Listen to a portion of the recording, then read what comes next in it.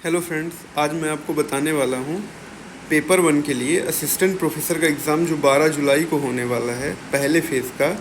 उसमें most important topic paper one के लिए क्या रहेगा। अब मान लीजिए मुश्किल से 1 महीने बचे हैं, आज 13 तारीख है, ऐसा समझिए कि 30 डेज़ बचे हैं या कि उससे भी कम दिन बचा है, 29 ही बचा हुआ है।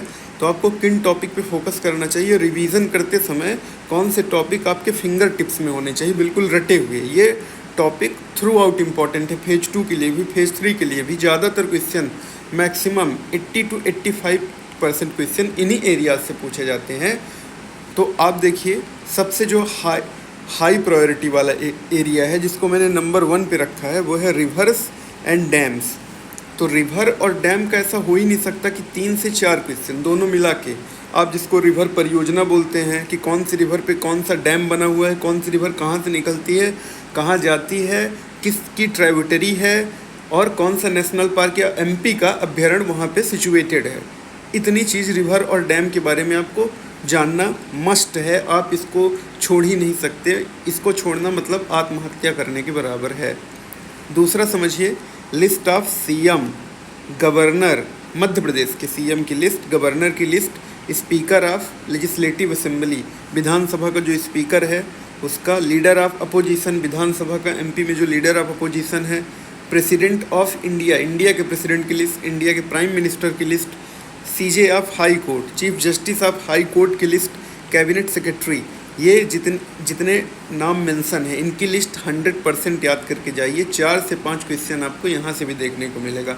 110%। पॉलिटी एंड इकोनॉमी एक यूनिट में दिया है, ऐसा समझिए उससे 10 क्वेश्चन आएंगे ना, तो आपके लगभग जो पॉलिटी के क्वेश्चन है वो इन्हीं लिस्ट से आ जाएंगे। आप देखेंगे इन्हीं में से कोई आर्टिकल भी पूछ सकता है कि गवर्नर से रिलेटेड आपसे कोई आर्टिकल पूछ ले, प्रेसिडेंट से रिलेटेड आपसे कोई आर्टिकल पूछ ले, या सीएम से रिलेटेड आर्टिकल पूछ ले, या तो इन्हीं की लिस्ट पूछ लेगा। तो आप इसको 100% याद करके जाइए, रट के जाइए बिल्कुल।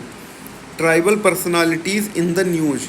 अच्छा, ट्राइबल पर्सनालिटीज़ आज से 2 साल पहले तक जो न्यूज़ में रही होंगी, वो भी एमपी की ट्राइबल पर्सनालिटीज़। एमपी की आपको सारी ट्राइबल पर्सनालिटीज़ ट्रैक नहीं है, कर भी नहीं पाएंगे। एमपी की करिए आप ट्राइबल पर्सनालिटीज़, उन्हीं पे क्वेश्चन पूछ लेगा वो। बहुत सारी ट्राइबल पर्सनालिटीज़ हैं, तो आप जो न्यूज़ में रही हों उन पे फोकस करिए, उन्हीं पे क्वेश्चन आएगा कि मतलब वो ट्राइबल पर्सनालिटीज़ किस चीज़ से रिलेटेड है। फ्रीडम फाइटर थे, जैसे राम साहेब पांडे जो हैं, उनका 2025 में निधन हुआ है, जो कि राई नृत्य के कलाकार थे, उन पे क्वेश्चन आने की संभावना है। या किसी ट्राइबल पर्सनालिटी को पद्म अवार्ड मिला हो, पद्म विभूषण, पद्मश्री, इनमें से कोई अवार्ड मिला हो, वो इम्पॉर्टेंट है। कोई पेंटिंग से रिलेटेड है, किसी भी चीज़ से रिलेटेड है, और अगर वो हाल ही में उसकी डेथ हुई है, किसी चीज़ के लिए हाईलाइट हुआ, तो वो आप उस ट्राइबल पर्सनालिटी को ज़रूर याद करके जाइए। अब आप एंशिएंट, अब हिस्ट्री बहुत ज़्यादा बड़ा है, हिस्ट्री में क्या पढ़ना है, तो इम्पॉर्टेंट जो चीज़ है वो ही एंशिएंट साइट्स है, कि मतलब चालकोलिथिक साइट, पालियोलिथिक, मीज़ोलिथिक, ऐसी साइट्स मान लीजिए 25-30 ही हैं एमपी में, ज़्यादा नहीं, 25-30 हैं। आप उनको याद कर लीजिए कि वो साइट्स कौन है, और जो मेजर साइट्स हैं उनके खोजकर्ता कौन है, उस पर भी क्वेश्चन आ जाता है कि भाई इनकी खोज किसने की थी। जैसे कायत हो गई चालकोलिथिक की साइट, भीमबेटिका है एंशिएंट साइट, ऐसे ही। और जितनी डायनेस्टी हैं उनके फाउंडर याद कर लीजिए भाई। पूरे लीडर्स की लिस्ट तो आप याद नहीं कर पाएंगे, उनके फाउंडर याद कर लीजिए। और कोई अगर आपको कवि मिलते हैं तो उनकी रचनाएं, ये मैंने डालना भूल गया, अगर कोई कवि मिल जाएं तो उनकी रचनाएं आप याद करिए ज़रूर। कवि और रचना से प्रश्न ना आए ऐसा हो नहीं सकता। प्रीवियस ईयर पेपर उठा के देख लीजिए। एंशिएंट साइट्स, उसके डायनेस्टी के फाउंडर, मॉडर्न में भी यही सेम फॉलो करिए, डायनेस्टी के फाउंडर, और modern incident related to MP. Modern India में क्या करेंगे, एमपी से रिलेटेड इंसिडेंट, जैसे चरण पादुका कांड हो गया एमपी का, इस तरीके से एमपी रिलेटेड इंसिडेंट्स आप याद करिए, कहाँ हुआ, कौन इन्वॉल्व था, यही चीज़ पूछेगा वो। जानते हैं वो सीधे फैक्ट पे वार करता है, अंडरस्टैंडिंग नहीं चाहिए, रटिए पूरा सीधे।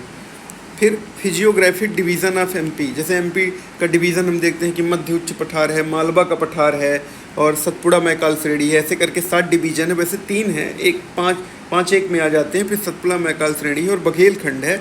आप पढ़ चुके हैं, आप जानते होंगे, रिवीजन कर रहे हैं तो इस पे फोकस करिए। इस पे बिल्कुल भी टिप होना चाहिए कि कौन से जगह पे कौन सी मिट्टी पाई जाती है इन डिवीजन्स के अंदर, कौन सी मिट्टी, कौन सी जलवायु, कितनी वर्षा यहाँ पे होती है, ये आपको फिंगर टिप्स में होना चाहिए।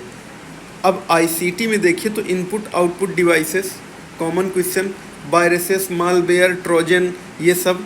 आर्टिफिशियल इंटेलिजेंट, मशीन लर्निंग क्या होता है, कॉमन अंडरस्टैंडिंग, जैसे क्वांटम कंप्यूटिंग, ये सब चलता है, उसकी कॉमन एक एक लाइन की अंडरस्टैंडिंग चाहिए। पीवाईक्यू सारे निपटा दीजिए इससे रिलेटेड, आपका 100% आईसीटी तो कुछ गलत होना ही नहीं है। करंट अफेयर में किस पे जोर देना है, पद्म अवार्डीज़ ऑफ एमपी की जितनी पर्सनालिटीज़ को इस साल या इसके पिछले साल पद्म अवार्ड मिला होगा, आप 100% उस पर फोकस करिए, उससे क्वेश्चन आएगा ही आएगा। वन डिस्ट्रिक्ट वन प्रोडक्ट, इससे आपको बहुत सारे क्वेश्चन में हेल्प हो सकती है। मैच द फॉलोइंग ये दे देते हैं, आपको आइडिया रहेगा कि भाई ये डिस्ट्रिक्ट इसके लिए फेमस है, तो कहीं पे कुछ भी मैच द फॉलोइंग में आएगा, एक दो आपसे बनता रहेगा तो आप कर लेंगे। National park and centuries, national park और सेंचुरी एमपी की कहाँ पे सिचुएटेड है और कौन से एरिया में है, मेजरली ज़्यादातर क्वेश्चन इसी से आता है। कौन सा नेशनल पार्क, कौन सा ये, और कोई अगर बहुत ही फेमस एनिमल वहाँ पे रहता है तो उसके बारे में बस। तो ये मोस्ट इम्पॉर्टेंट, वैसे बनाने को तो भाई हज़ारों लिस्ट बनाई जा सकती है, पर ज़्यादातर क्वेश्चन आपको इसी एरिया से देखने को मिलेंगे। आप सारे पीवाईक्यू उठा के देख लीजिए, तो 12 जुलाई के जो कैंडिडेट हैं उनको तो ये फिंगर टिप्स में होना ही चाहिए, सबके फिंगर टिप्स में होना चाहिए। लेकिन 12 जुलाई के लिए अब ज़्यादा समय नहीं बचा है, सिर्फ 1 महीने बचा है, तो आपके फिंगर टिप्स में होना चाहिए। इन टॉपिक्स को करिए, 100% आपका स्कोर मैक्सिमाइज